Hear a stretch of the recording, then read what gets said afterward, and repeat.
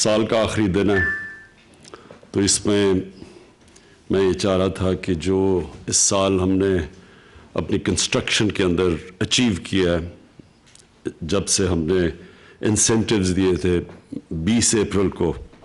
तो उसके ऊपर बात करके फिर जो आगे हमारा प्लान है कंस्ट्रक्शन में वो मैं आपके सामने रखता हूँ।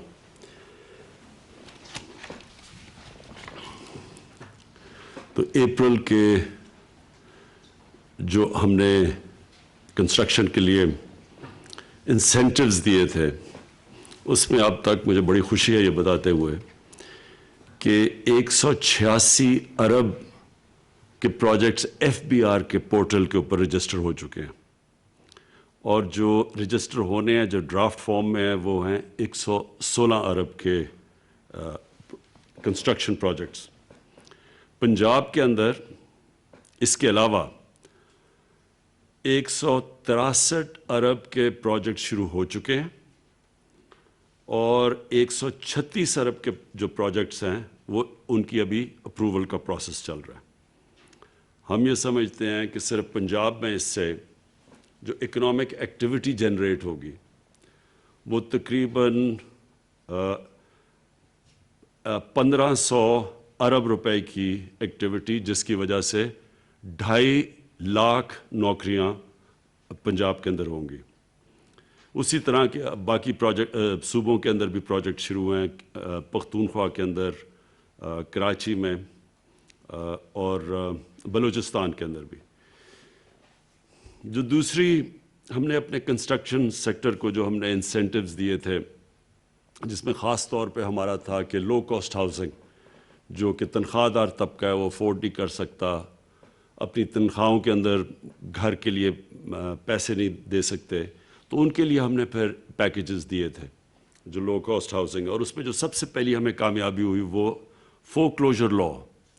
ये बदकिस्मती से बड़ा लेट अप्रूव हुआ, इसके लिए हमें देर लगी, लेकिन अल्लाह का करम है कि फोरक्लोजर लॉ अब अप्रूव हो गया, अदालत से पास हो चुका है, और इसकी वजह से अब पहली दफ़ा पाकिस्तान में लो कॉस्ट हाउसिंग के अंदर बैंक्स फाइनेंस कर रहे हैं। बैंकों ने भी अब तक जो हमारे से और स्टेट बैंक से एग्री किया है कि बैंक्स ने जो टोटल पैसा दिसंबर 2021 तक उन्होंने जो वादा किया है वो है अब तक 378 अरब रुपया। 378 अरब रुपया बैंक्स ने फैसला किया कि कंस्ट्रक्शन एक्टिविटी के लिए उन्होंने सेपरेट रखा हुआ है, और ये है अगले दिसंबर तक। जो मार्कअप के लिए जो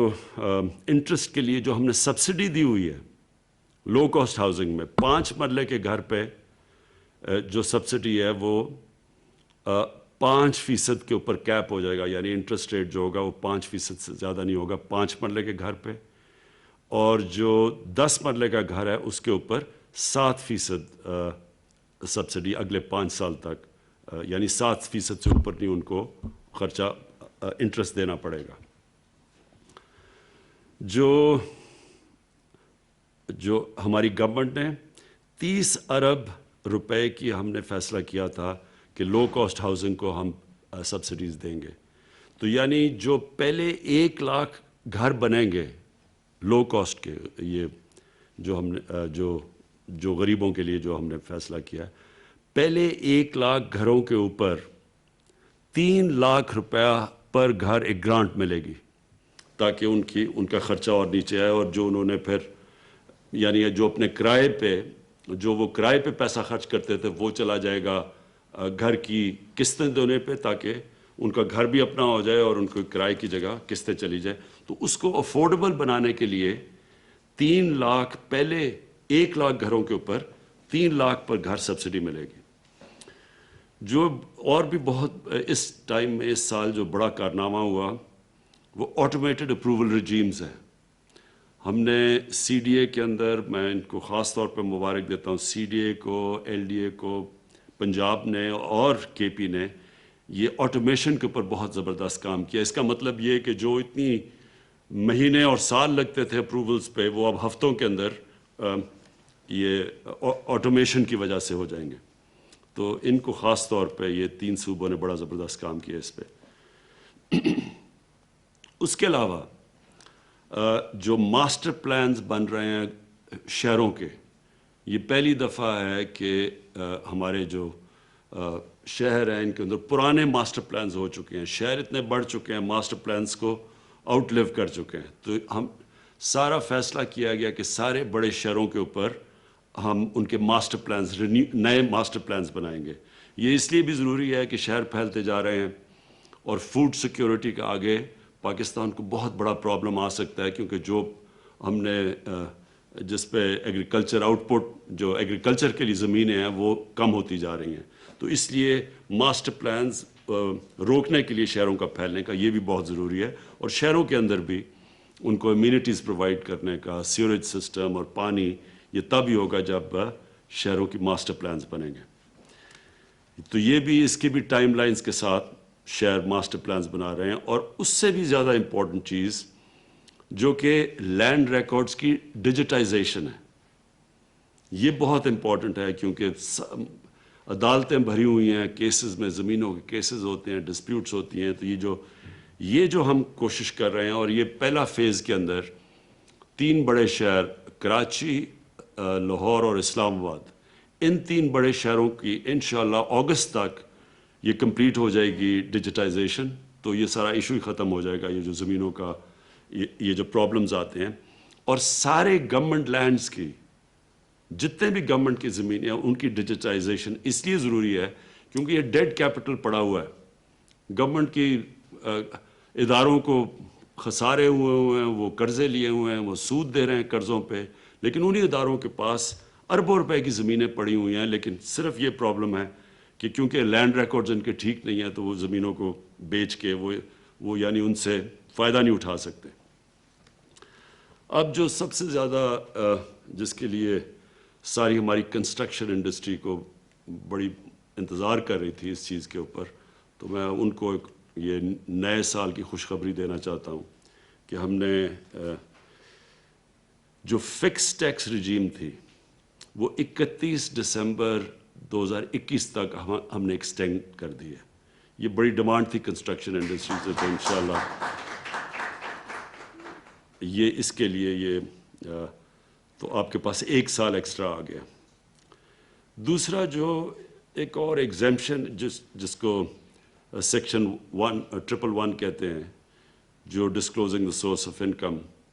آف انویسٹمنٹ، یعنی جو آپ جب انویسٹ کرتے ہیں پراپرٹیز میں، اس کی ہم نے ایکسٹینشن 30 جون 2021 تک کر دی ہے.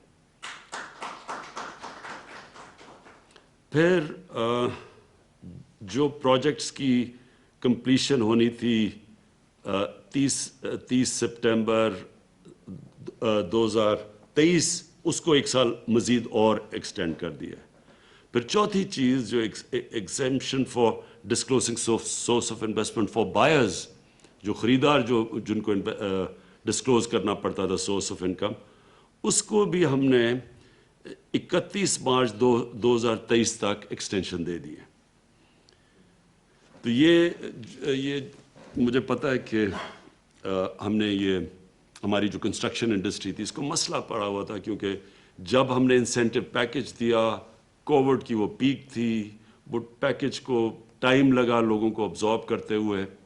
تو وہ ہم 3-4 مہینے نکل گئے. تو اصل میں بڑی ڈیمانڈ تھی کنسٹرکشن انڈسٹری سے کہ ہمیں ٹائم نہیں ملا تو اس کو ایکسٹینڈ کیا جائے. تو اس لیے میں آپ سب کو یہ خوشخبری دے رہا ہوں کہ وہ ایکسٹینشن ہو چکی ہے. مجھے خوشی ہے اینڈ میں کہ ہماری جو ریکارڈ سیمنٹ کی سیلز ہوئی ہیں، اور سیمنٹ کی سیلز کا مطلب یہ ہے کہ کنسٹرکشن ایکٹیویٹی شروع ہوئی ہے پاکستان میں. اور یہ کنسٹرکشن ایکٹیویٹی کا سب سے بڑا فائدہ یہ ہوا کہ ہم نے سب سے پہلے کنسٹرکشن کی جو اپریل 20 تب ساری دنیا میں بند تھی کنسٹرکشن، ہم پہلا وہ ملک تھے جنہوں نے فیصلہ کیا تھا اپنی کنسٹرکشن کو کرونا کے لاک ڈاؤن کے باوجود کھولنے کا. تو اس کا یہ فائدہ ہوا ہے کہ ہمارے لوگوں کو جو بڑے دنیا مثلا ہندوستان میں بہت مشکل حالات ہیں، ان کی اکانومی نے بڑا سفر کیا ہے، اور بھی ملکوں کے اندر لاک ڈاؤن کی وجہ سے جو برے اثرات اکانومی پہ آئے، اللہ کا شکر ہے کہ ہم نے کنسٹرکشن کو جلدی کھولنے کی وجہ سے ہماری جو نیگیٹو جو منفی امپیکٹ پڑنا تھا اکانومی میں وہ نہیں پڑا، اور ہمیں اتنا برا حالات تو سب کو سارے دنیا نے کرونا کی اور لاک ڈاؤن کی وجہ سے نقصان ہوا، پاکستان میں بھی خاص طور پہ سروس انڈسٹری میں بڑا نقصان ہوا، لیکن شکر ہے کہ یہ کنسٹرکشن ایک ایسی اس کو کھولنے سے پاکستان باقی دنیا سے بہت بہتر نکلا ہے کرونا کی کرائسس سے۔